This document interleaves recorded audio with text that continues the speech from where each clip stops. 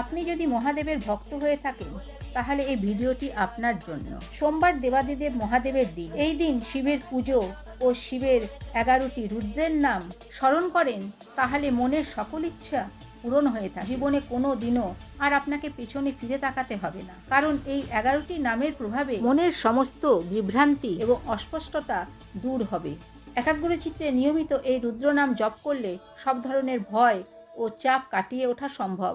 এই রুদ্র নাম হলো সমস্ত অসুখ ও অস্বস্তি এবং রোগের চূড়ান্ত নিরাময়। শিবের 11টি রুদ্রের নাম হলো কাপালি, পিঙ্গল, ভীম, বিরূপাক্ষ, বিলোহিত, শাস্ত্র, অজপাদ, অহির্বুধান্য, শম্ভু, চাঁদ, ভব। যদি মহাদেবকে বিশ্বাস করেন তাহলে একবার এই শিবের 11টি রুদ্র নাম স্মরণ করে দেখুন। হর হর মহাদেব।